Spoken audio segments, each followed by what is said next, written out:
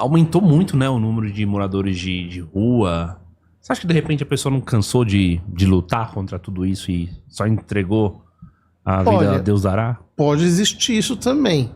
Só que eu não acredito que ninguém vai pra rua sim, né?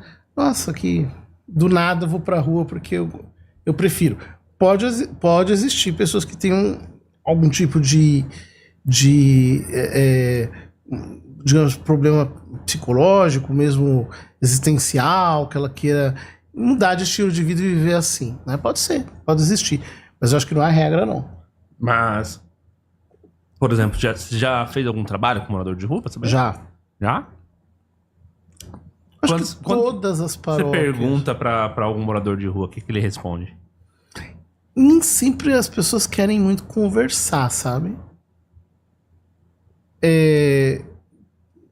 Já bati papo, já conversei com o padre, etc. Mas boa parte das vezes as pessoas estão desacreditadas, elas acham assim que não adianta mais nada, não quero pedir ajuda pra ninguém, deixa assim mesmo, etc. Se puder ajudar, ajuda, se não puder, cai fora, né? Há uma espécie de derrotismo, né?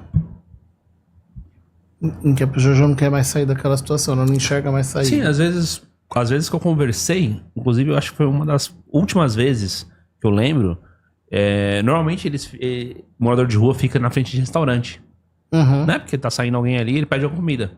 Pega comprar uma marmita pra mim, pega uma marmita pra mim. E aqui mesmo tem vários que passam aí, pede e tal. Mas esse daí eu me lembro, eu ainda morava em Guarulhos, e o cara tava pedindo na frente do restaurante. E aí, enquanto o cara tava preparando a marmita, eu perguntei pra ele, você veio de onde? Tem quantos anos? Tá aqui por quê? Né? Porque o cara veio do sul, tava aqui em São Paulo, e aí ele não quis falar o que aconteceu pra ele vir pra cá, mas ele falou que ele não volta pra cidade dele de jeito nenhum. Não volta pra família dele, não. E aí eu pensei, esse cara, ou ele fez uma merda muito grande, fez uma cagada, matou alguém, tá devendo pra agiota, nesse nível. Ou alguém fez uma cagada muito grande contra ele. Entendeu? Eu fiquei pensando nisso. E aí, será que de repente...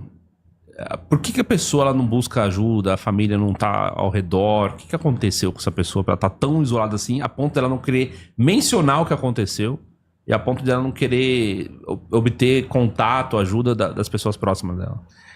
Olha, existem grupos da igreja que trabalham com moradores de rua que são especializados nisso. Por exemplo, a Aliança de Misericórdia.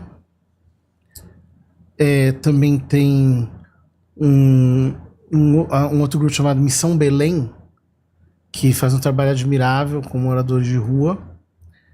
Tem um vicariato aqui da Arquidiocese de São Paulo que trabalha só com moradores de rua. E vale a pena conhecer, porque cada história é um mundo. Eu me lembro de um programa que antigamente tinha, que o pessoal entrevistava os parentes que estavam esperando o pessoal chegar no aeroporto de Guarulhos, né? E aí você via a história que tinha por trás daquela chegada da pessoa ali. Então cada morador de rua tem uma história, às vezes uma história muito rica e muito trágica. Cada caso realmente precisa ser visto com muito carinho. Dá pra colocar a igreja como a maior instituição caridosa do mundo, né? Nesse caso. Creio que sim. Porque, de fato, aonde tem uma paróquia, tem obra de caridade. Não existe o contrário disso. Por exemplo, na minha paróquia, a gente distribui alimentos para a família carente há mais de 40 anos, né? É um trabalho ininterrupto. E, por exemplo, esses dias eu estava falando com o pessoal da paróquia que faz esse tipo de trabalho. Eles me disseram, padre, olha, nós temos a grande graça aqui de nunca termos mandado uma pessoa com fome sem nada na mão. Eu acho uma coisa bonita. A gente às vezes não vai conseguir mudar a vida da pessoa, mas se a gente conseguir pelo menos ali, naquele momento, amá-la e dar um socorro, sem dúvida isso vai ser para nós a coisa mais importante. As pessoas também, o brasileiro gosta de ajudar, né? O brasileiro é um povo que ajuda, né? O brasileiro é muito solidário, basta ver quando tem desastres e coisas desse tipo, como o país se une para socorrer, né? Os lugares devastados e assim por diante. Graças a Deus a gente tem uma sensibilidade muito grande para isso. Dá para falar um pouco também sobre o hospital, por exemplo, de Barretos, né? Tem lá, até mesmo algumas empresas ajudam muito, artistas, alguns projetos musicais que eles fazem para arrecadar dinheiro, mas tem lá, assim, tipo, grande parte do valor arrecadado é de doação de pessoa física. Exatamente. Eu acredito que aqui no Brasil, as grandes iniciativas, todas elas, os maiores contribuintes são os CPFs e não os CNPJs. O brasileiro conhece um pouco do mundo da Igreja Católica? Conhece pouco? Você acha? Depende do nível. Porque assim, a Igreja Católica é uma instituição milenar. Tem uma história assim, de uma riqueza inacreditável e um acervo de cultura que para você acessar, você tem que ser um erudito.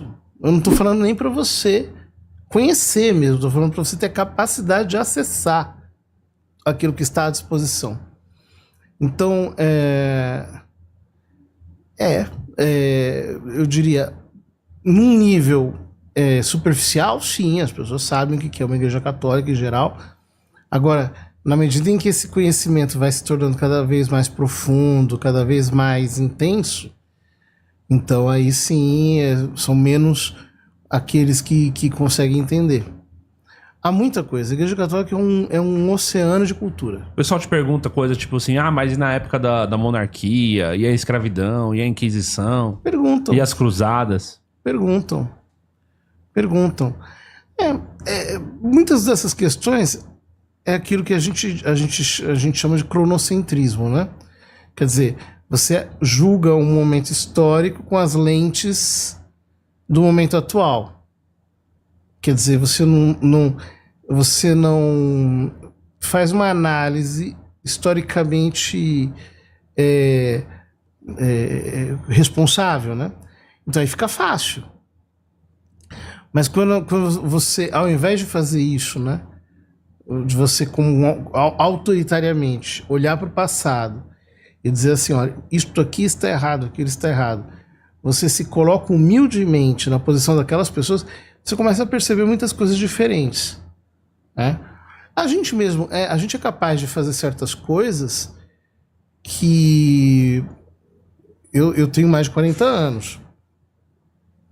Algumas reações internas que eu tenho ou que para mim eram comuns quando eu era criança, hoje são impensáveis.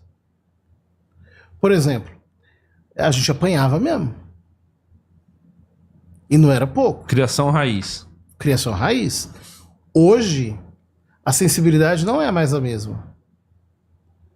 Tem coisas que um pai fazia com o filho há 40 anos atrás, que se ele fizesse hoje, ele iria para cadeia. Vai preso. Então, a nossa sensibilidade muda muito. Como é que eu posso chegar, por exemplo, para hoje, né, um pai contemporâneo, assim, ele vai chegar para um pai de uma geração passada e vai dizer assim, você é um pior pai do que eu sou.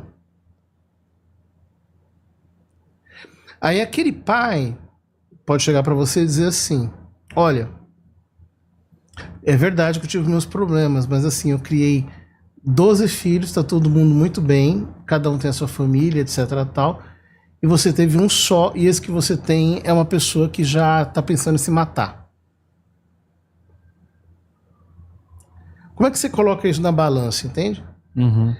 Então, o problema do cronocentrismo é esse, a gente sempre utiliza o presente como régua para medir o passado, e isso em muitos casos chega a ser injusto, né? Entendi.